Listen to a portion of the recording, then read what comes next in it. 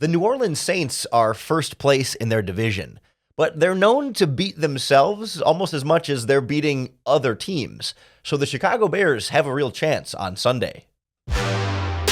You are Locked On Bears, your daily Chicago Bears podcast. Part of the Locked On Podcast Network, your team every day.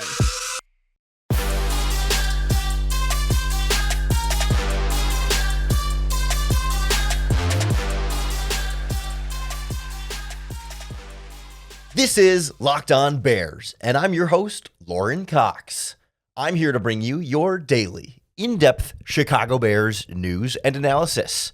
You can follow me on Twitter at CoxSports1. You can follow the podcast on Twitter at Locked On Bears. You can like Locked On Bears on Facebook, join the Locked On Bears Facebook group for even more Bears talk, and make sure you hit that subscribe button on the Locked On Bears YouTube channel to keep up with all of our video podcasts as well.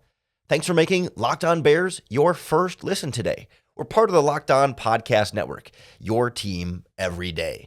And today on the Locked On Podcast Network, it's our crossover Thursday, where we will be joined by Locked On Saints host Ross Jackson to give us a preview of this Bears-Saints matchup. Our crossover Thursday episodes are brought to you by PrizePicks, the easiest and most exciting way to play daily fantasy sports. Go to prizepicks.com/LockedOnNFL and use our promo code LockedOnNFL for a first deposit match up to $100. We're going to get in with Ross on all of the biggest storylines facing both of these teams, a much quieter trade deadline for New Orleans. Then we'll go into the top matchups and most important players on Sunday. Then we'll go through what the Bears need to do to win, what the Saints need to do to win, and give our final score predictions for what should be a good one on Sunday. So let's jump right in. All right, Lauren, let's dive right into it. Let's start off with the biggest story for both of these teams. And the Chicago Bears, I think, have a lot more newness going on than the New Orleans Saints. Yeah, I mean, the trade deadline was actually exciting for Chicago. I don't know about you guys. I think it was a little more boring down there. I heard there were some rumblings about stuff maybe happening. There's a little Hunter Renfrow conversation that may or may not have happened. It happened, but didn't really go anywhere. Yeah, they made as much progress there as the Bears did with Jalen Johnson, right? You dabble, you make some calls, ultimately end up staying pat. And that's kind of the big story is both who came in and also who didn't leave. So, of course, Montez Sweat coming over from the Washington Commanders for a second-round pick, instantly the best player on the Chicago Bears defensive line, a huge upgrade at the biggest area of weakness anywhere on the team.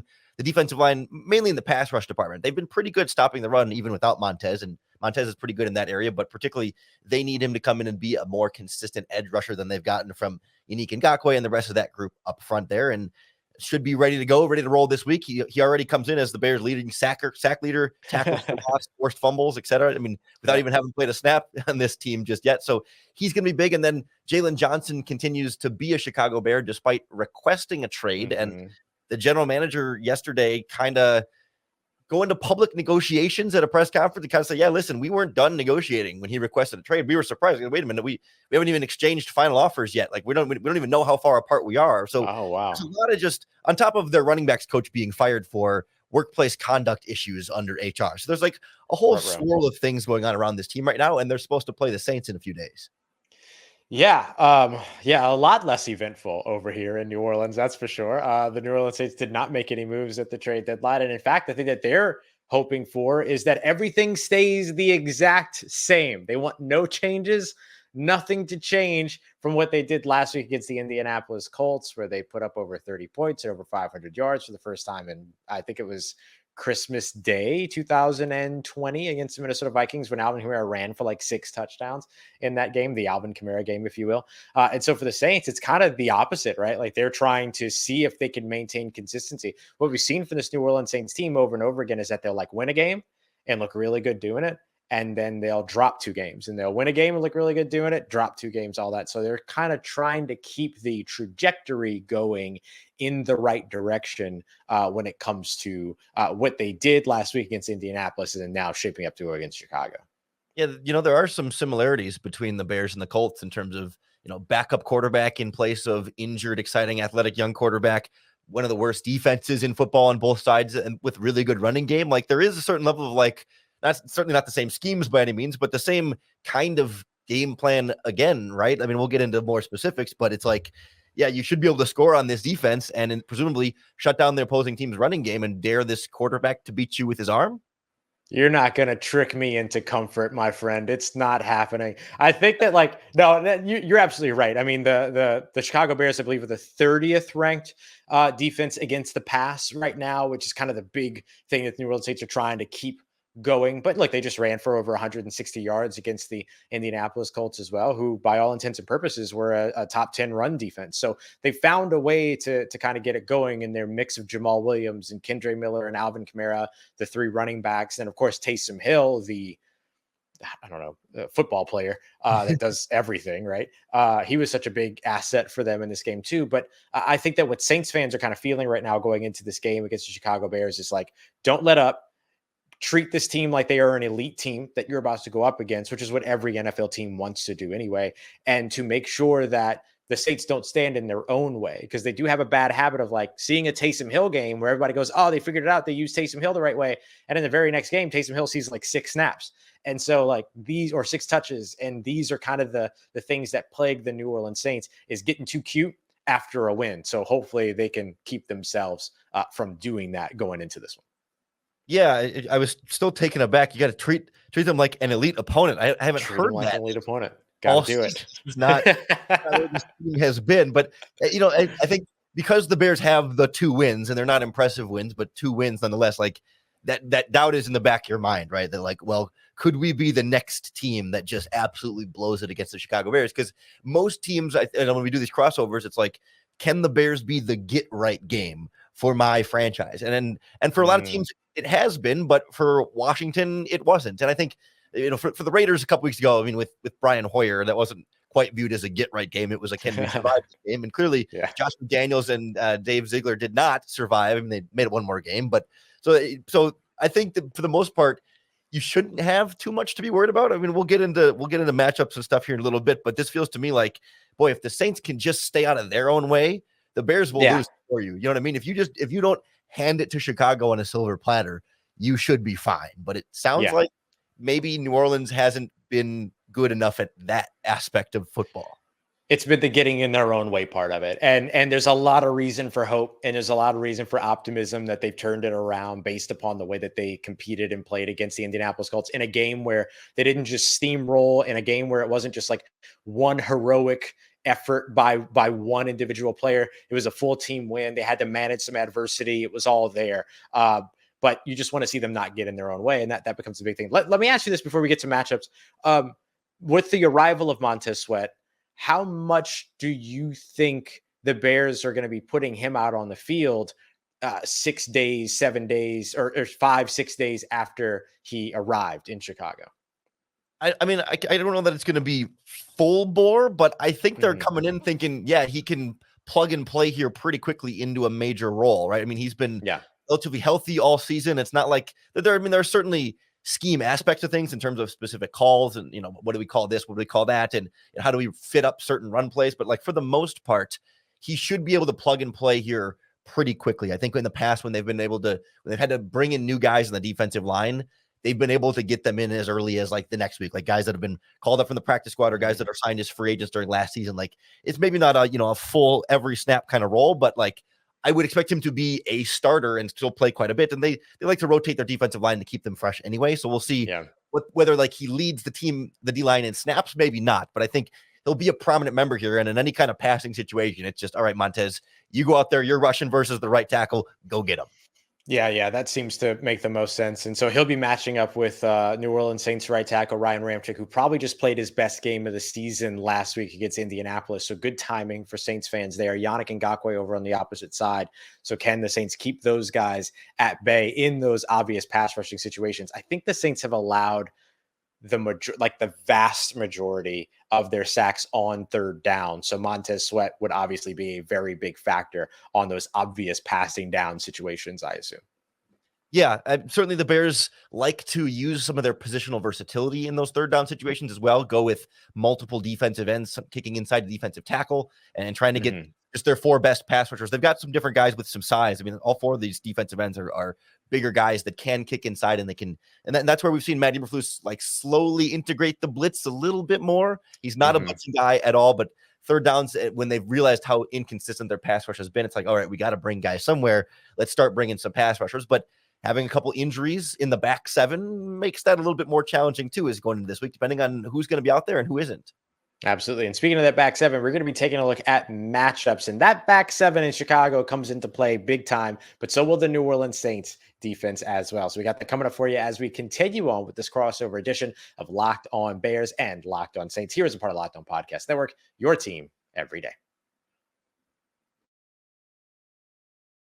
This Crossover Thursday podcast is brought to you by our friends at DoorDash, the best way to get all of your favorites delivered right to your door. First of all, it's super handy for groceries, especially leading up to kickoff on game day. Everyone's trying to get the grocery store before kickoff, but you can have DoorDash bring your groceries for you even after the game or before the game to make sure that you're at home, you're ready to go, and your food is ready to go with you. But if you get to halftime or after the game and you're hungry for a meal, DoorDash is also a great way to get all of your favorite local restaurants delivered right to your door. It doesn't even have to be a meal either. I was just looking at DoorDash around the Chicago area. There's a bakery called Levain Bakery, and they've got a full banana chocolate chip loaf you can get delivered right to your door. You can get it by the slice too, but I mean, yeah, give me the loaf. Yeah, I was gonna say plenty of places have cookies or whatever, but like, give me like that fresh baked loaf of a dessert bread, or of course they got ciabatta and all sorts of other kinds there. But oh man, I cannot resist banana chocolate chip loaf. Ross, are there any favorites around New Orleans that you go to on DoorDash? Oh yeah, I actually just ordered from Aroma, which is a like a curry Indian restaurant. So good. It's like my comfort food of choice, even over soul food sometimes. And so I ordered from there, got a nice vegetarian curry. Oh, absolutely loved it. I like the spice. I'm in for the spicy. It's an excellent way for everyone to find a little bit of what they want, whether you're going for the sweet side or the spicier side. DoorDash has all of your favorites. And right now you can get 50% off up to a $10 value when you spend $15 or more on your first order when you download the DoorDash app and enter in our promo code LOCKED23. Subject to change, terms apply. Again, don't forget that code LOCKED23 for 50% off up to a $10 value on your first order when you download the DoorDash app and spend $15 or more. All right, everybody, continuing on with this crossover Thursday edition. Lauren Cox of Locked On Bears, Ross Jackson of Locked On Saints here. So, Lauren, we looked at the biggest story for both of these teams. Now, for the everydayers out there, we appreciate you making us your first listen of the day, every day, by the way, or making us your first listen of the day. But for the everydayers out there, now let's take a look at the matchups, right? This is always kind of the part that everybody gets super excited about. What are the matchups that are going to decide this game? How are you looking at it between the Bears and Saints? Yeah, for me, it's not like a specific like this one player versus this one player, but it's sort of like a little bit of a grouping here where we saw last week against the Chargers, the Bears could not tackle particularly Austin Eckler after the catch. He set a season high for most yards after the catch in the first half that any players had all season in the NFL. It was like 110 yards after the catch in the first half because the Bears could not tackle him. And so when you've got somebody on the other side like Alvin Kamara, who is great both as a runner making guys miss, but also as a receiver after the catch, that's a really big concern. Plus, Jamal Williams is not easy to tackle. Taysom Hill is not easy to tackle. And for the Bears, it's not like it's just been one culprit. Like, it's been kind of across the board. I was looking through, my favorite missed tackle source is PFF, but other people track it too. The Bears' three leading missed tacklers: Tremaine Edmonds, TJ Edwards, Jack Sanborn. They're three linebackers. They're leaders in missed tackle percentage, like percentage of tackle attempts that are missed, like as a rate. All four of your defensive ends: Yannick Ngakoue, DeMarcus Walker, Rasheem Green, Dominique Robinson. So it's the ends and the linebackers that are missing these tackles. And then their backup safety, Elijah Hicks, is kind of the other culprit. But like, you think most of the time it's like, oh, we want to run at their corners, make their cornerbacks tackles because corners don't like to tackle. It's the opposite on the Bears. Their corners are physical tacklers who love to bring guys down, but it's the linebackers and really the edge rushers that are really struggling to finish plays and get guys to the ground. And that's what I'm worried about against the Saints. That's big. That's really, really big, especially with the Saints' dedication to their run game. Again, they just ran for over 160 yards last week against Indianapolis, and that's such a big part of it, is getting past the sort of yards after contact, right? Trying to get through that first layer of contact, get to the second levels, all of that. So it's definitely a big one to be watching. And by the way, the Saints have had a history of missed tackle issues as well. And no, I'm not talking about that playoff game. I'm talking about in the recent past here. And so when I think about where the Saints are with that, last week they only missed 4 tackles as a defense. I'm fairly certain all 4 of them were on the same play. Jonathan Taylor just kind of bull rushing through the entirety of the Saints defense on that one play. But they've done a good job kind of getting the discipline there in terms of tackling. So this is going to be a big one to watch, because we've also seen the Saints give up a lot of yardage to opposing players. And I know that the Bears offense, I imagine, has benefited from that against certain teams as well, right? Here and there, it all comes in spurts. That's the thing, right? Yeah. It's not a consistent, it's not a consistent offense in general, but like when they've had their big success, largely against the Washington Commanders and then like the Raiders, but in some of their games where DJ Moore goes off, like he is a yak machine. He makes a couple of guys miss and runs down the sideline for a good, 100+ yards. And I imagine you might remember some of that from his time in Carolina. Is that what caught your attention? That's 100% what made me gasp, was because DJ Moore, when he was in Carolina, was always good for a 75-yard touchdown pass or a 60-yard touchdown pass, catch and run kind of thing, whatever it was. He was always that guy. And Carolina would oftentimes lose those games to New Orleans, but there was always just that one irksome big downfield DJ Moore shot. So I expect the DJ Moore big play to happen at some point in this game. Maybe it doesn't be, maybe it's not a game winner. Maybe it's something that decides the game, whatever it might be. But I expect at least, if you've got DJ Moore on your fantasy team, start him. Like, there is just something about the Superdome, something about the New Orleans Saints to where every game he gets one. It's tricky because the Bears desperately need him to, and I feel like there's a certain aspect of this where it's like when the Bears are trying to get it to him short and let him make plays after the catch, that like you don't have that as much of that threat of other ways that they're going to beat you, that becomes almost like harder to win that way. Like, it's one thing when it's Justin Fields out there and we got to watch for his legs and his downfield passing and his arm, and like, okay, how are they going to beat us in all these ways? And then it's like, oh crap, we weren't prepared enough to tackle DJ Moore. But when it's Tyson Bagent, who can throw it downfield, he's just not nearly the dynamic playmaker that Justin was, and Sure. just hasn't shown as much of a propensity to be a deep shot guy. Like, he's a quick rhythm passing underneath guy who's smart and good anticipation, takes care of the ball. But like, then everyone is keying in on, okay, he's going to throw it short, let him catch it, make the tackle. Like, everybody is, there's nothing else for them to be thinking about. It's like, okay, is Fields going to scramble with it? Is this guy going to blow my beat? Like, there's less on the defense's plate there to set somebody like DJ Moore up. And we got about 50 yards a game the last 3 games in a row after a couple of huge games prior to that. So either you could say he's due against a team like the Saints, that he's done it against before, or this might just be the trend right now of, hey, this offense has some real limitations here. They're going to kind of slow things down, run the ball, and not have as many of those explosive plays built in. Yeah. Tackling at the catch point is going to be huge in this game, I imagine, for both sides. For the Saints, I think the thing that I'm really looking at is like coverage versus pass catchers, and that can be Chicago's coverage versus the Saints pass catchers, or vice versa. I think for New Orleans, like, they're trying to build an identity with what they can do through the air, and they certainly did a good job of that last week. Rashid Shaheed, the wide receiver that nobody talks about outside of New Orleans most of the time, because they're paying attention to understandably big names like Michael Thomas and Chris Olave. Rashid Shaheed had 3 catches for 153 yards and a touchdown last week against Indianapolis, 3 40+ yard receptions downfield, including one of which that was contested. He had like that Randy Moss stat line where he's smiling and looking into the camera on the sideline, all that kind of stuff. And so, you look at what Rashid Shaheed can do, you need that to be available. And I know that Chicago's dealing with injuries. I know Jaquan Brisker is still in that sort of concussion protocol and all that. Brisker, by the way, a guy that I loved for New Orleans. He got taken 1 pick before the Saints landed Alante Taylor a couple years ago. Worked out fine for New Orleans, but really loved Jaquan Brisker.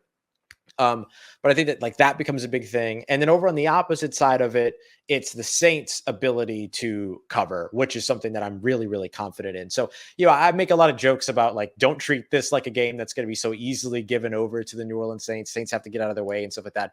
But the things that I think will decide this game are the things that New Orleans has been good at all season. As long as they can score when they get into the red zone, they haven't had any issue moving the ball within the 20-yard lines. They do that a lot with the passing game. I think with Justin Fields out, with Khalil Herbert now not a part of this offense, that or the Chicago offense, the run game kind of gets mitigated there. So it's going to force Chicago to go through the air. So the defense and the back end of the defense for New Orleans has to do their job.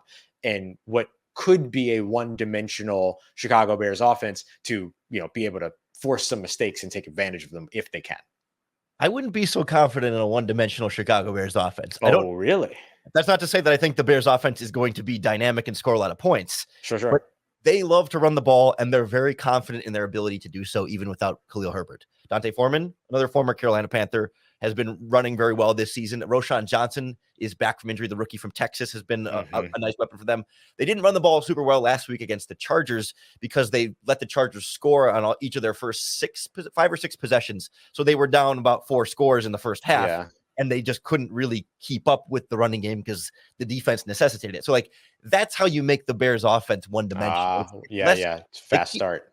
Teams haven't really totally shut down their running game. The Bears have just abandoned their running game a few different times this season, more so out of necessity. And so certainly if the Saints can do that, that's how you make them one-dimensional offensively. But sure, you're going to run the ball, and they're going to want to stick with it. And it's really been their own penalties backing them up so they can't run the ball, and then being down the scoreboard is back them up so they can't run the ball. But they really do want to run the ball with, and they trust a variety of their backs back there doing it to give Tyson Bagent 2nd and 7 and 3rd and 3 instead of 2nd and 10 and 3rd and 12.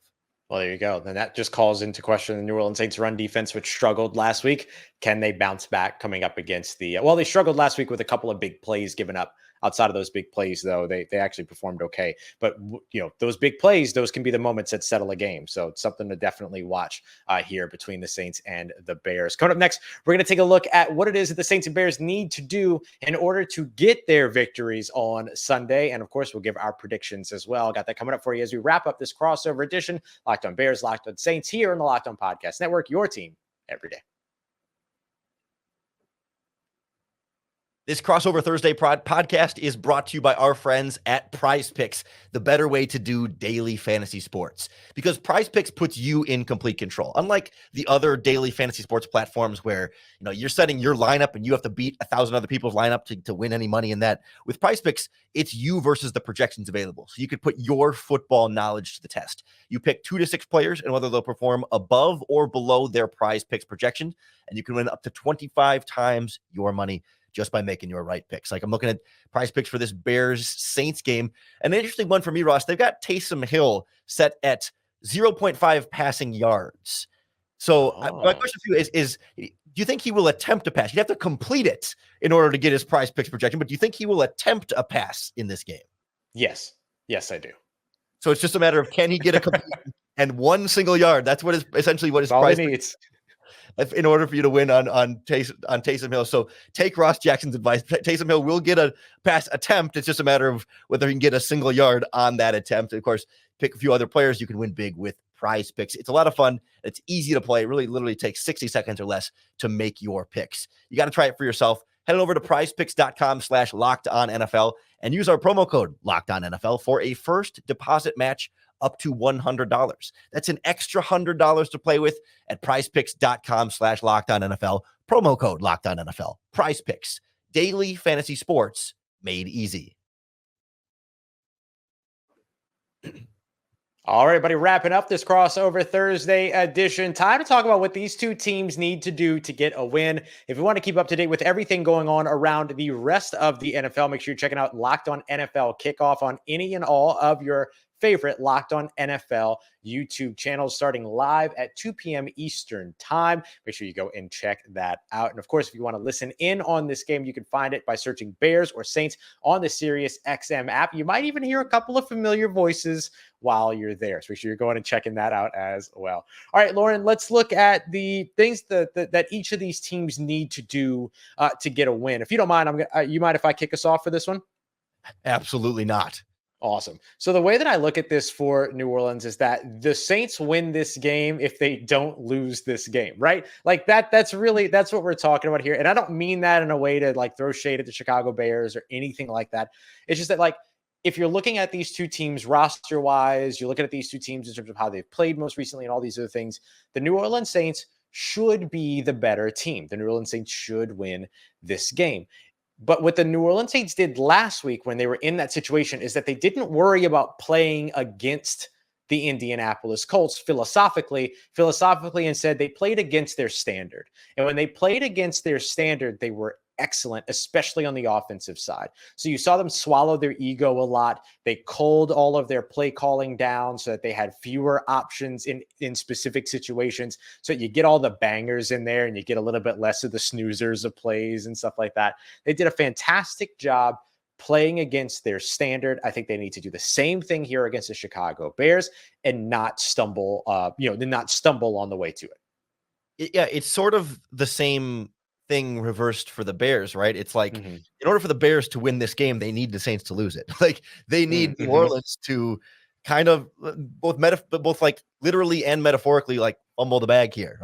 Yeah, give it to them a little bit, help them out a little bit, because if you're just going to go like our talent versus your talent head to head, who's got the more talent? The Saints are the better football team. I think we can all pretty well agree that. I think if most people in Chicago will look at it and say the same thing, like, yeah, you don't have the rookie Division II quarterback under center. Yeah, you're probably the better football team. But as much as we love Tyson Bagent, like there's a little more going on in New Orleans right now. And so it takes a little something extra for the Bears here. And that a little bit of lanyap.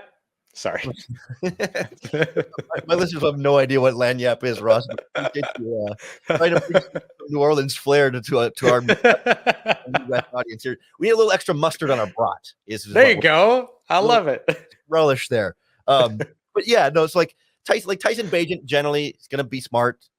Quick decisions, generally kind of, I mean, he makes mistakes, but generally takes care of the football, good decision making. The Bears want to run the ball, control the clock, make things easy for the quarterback.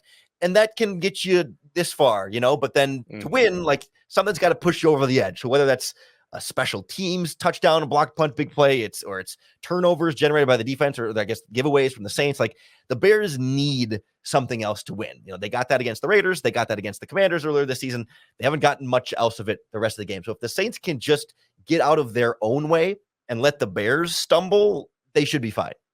Yeah, that's got to be the big thing. I think too many people are talking about this game right now like it's the Saints show up and they get a W in the win column. They're 5-4, but I don't believe that. I think they need to show up and they need to execute their game plan. Like they need to go out there and play a grade A football game against their own standard, right? Against their own grading rubric and stuff like that. I know.